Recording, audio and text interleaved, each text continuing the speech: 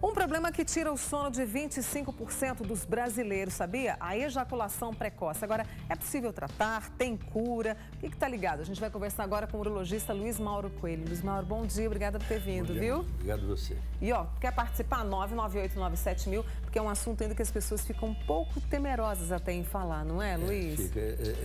Reconhecer como um ejaculador precoce é algo complicado para o homem, né? Isso dá uma ideia de incapacidade, que não é uma ideia muito correta, né? Que, na realidade, ter uma relação sexual não é questão de ser capaz ou não, né? É uma questão de afeto, uma outra questão. Mas as pessoas têm muita dificuldade em falar disso. E por quê? O que acontece? Está ligado ao estresse? Está ligado à idade? Está ligado a algum tipo de distúrbio? O que a gente vê, assim, na literatura, a gente vê algumas coisas do ponto de vista físico, alguns tipos de uretrite, mas isso, na prática clínica, é difícil a gente ver isso, né? O que a gente mais enxerga, o que a gente mais vê são problemas de ansiedade.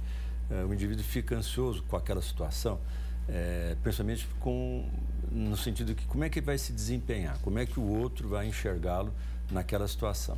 E essa ansiedade gera um descontrole emocional e que acaba gerando esse tal descontrole ejaculatório, que na realidade são poucas as pessoas que conseguem ter um controle absoluto sobre a ejaculação.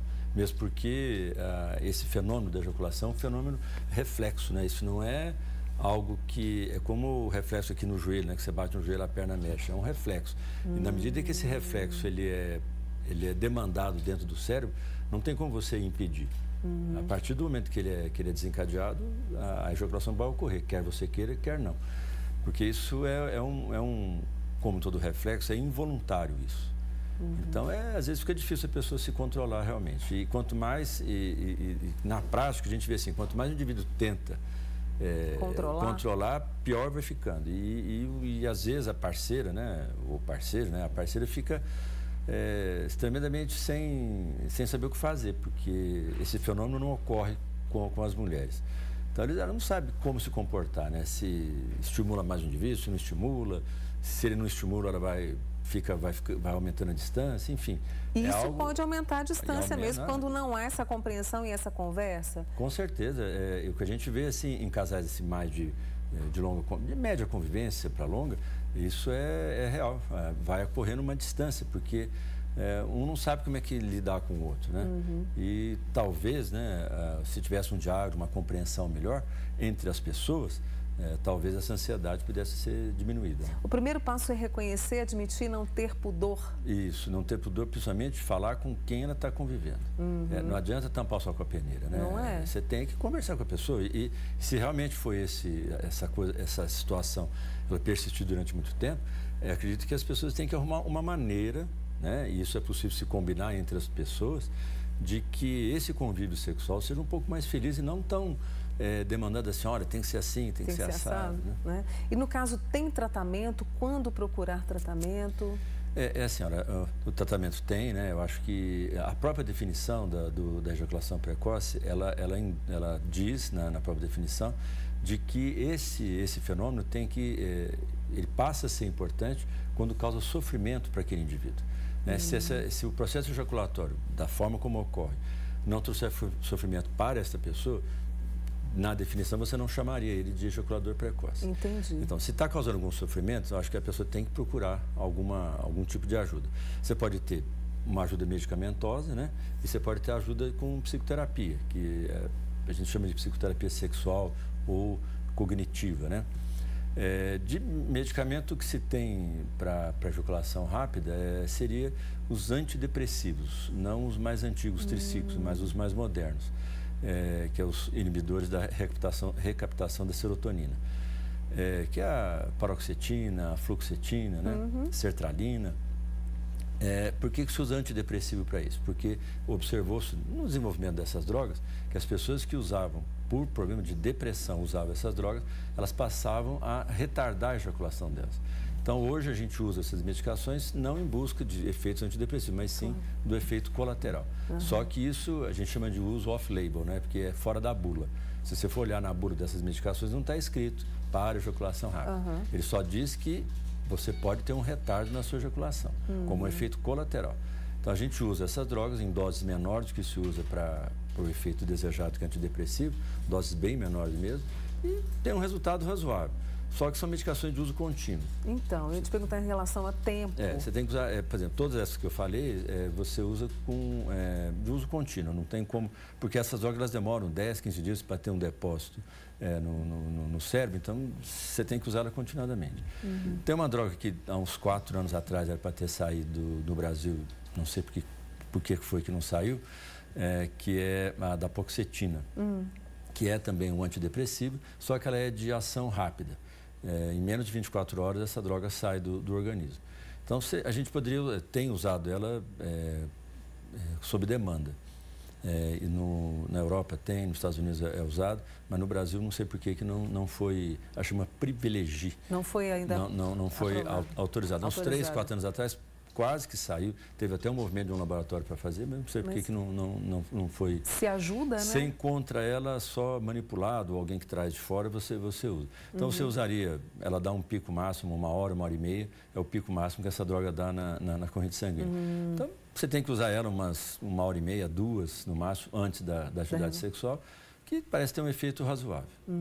No caso, eu estava lendo algumas reportagens, a camisinha, a gente sabe que a gente precisa que é preciso usar a camisinha para evitar qualquer tipo de doença, mas ela pode ajudar nesse processo da ejaculação? Não. Isso é mito? É mito. Isso aí não é como usar, por exemplo, tem pessoas que usam com a mesma intenção usar pomada anestésica. Então, se usa uma pomada anestésica na glande, a glande é um tecido que absorve muito. E anestesia mesmo, mas não... isso não faz com que você vai demorar mais para ejacular. E às vezes fica ruim para a parceira, porque anestesiar ela também. Né? Então aí fica uma coisa meio ruim. Então usar a camisinha, pensar em outra coisa, não adianta. Isso não tem como a gente tirar isso de dentro da gente, a não ser que você tenha um processo vamos dizer assim, de terapia, para você poder falar sobre isso e achar outras alternativas. Não é de atitudes sexuais, mas de compreensão sobre aquilo que está acontecendo entre as pessoas, né?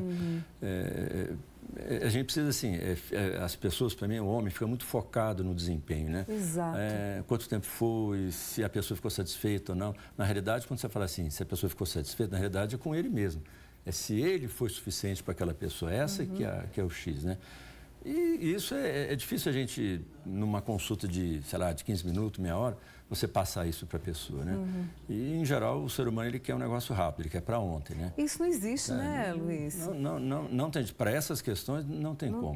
Dessas disfunções sexuais, não tem como simplesmente um comprimido, alguma coisa assim, resolver toda essa questão emocional que envolve uma atitude tão íntima, né, tão intimista como um encontro sexual entre duas pessoas. Eu falei de 25% dos brasileiros, é um número significativo. É de 25 a 30, e é mundial, não é só no Brasil, que é essa estatística, não.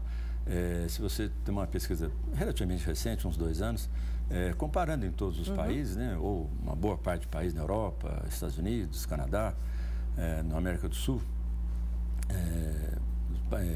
Ásia, enfim. É mais ou menos isso, entre 25 e 30, vai variando, 32, tá, mas a média é essa. Um pouquinho que abaixo, na região do mundo, que isso diminui um pouco, os países árabes, né, os muçulmanos, que eles têm um hábito de um homem ter mais de uma companheira, talvez o índice lá é mais baixo, porque talvez as pessoas não tenham esta preocupação. Como ele tem várias parceiras, ele não tem essa preocupação.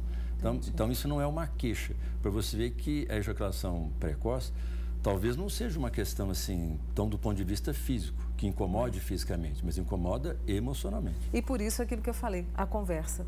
Sem dúvida. Né? Se não tiver a conversa, romper essas barreiras. Se você ficar confiando só no comprimido, o dia que o comprimido não funciona, você fica a pé, né? Foi banho agora, né? Como é que eu... E a vida é tão curta, né? Muito curta. A gente tem que aproveitar. Passa muito depressa. Né? Conversar e esclarecer, foi isso que... olha só, antes de encerrar com o Dr. Luiz aqui, tem mais um tempinho, tem uma amiga nossa perguntando, amiga ou amigo, não sei aqui, todo medicamento para insônia pode fazer com que um homem perca a potência sexual? Não tem nada a ver, não? Não é assim. Tem drogas, eu não sei que remédio que ela está usando para indução de sono, A não ser que você deprima demais o cérebro, né? Não sei que droga, que remédio que ela está usando. Aí não é que vai impedir exclusivamente a função sexual, vai impedir uma série de coisas. Né?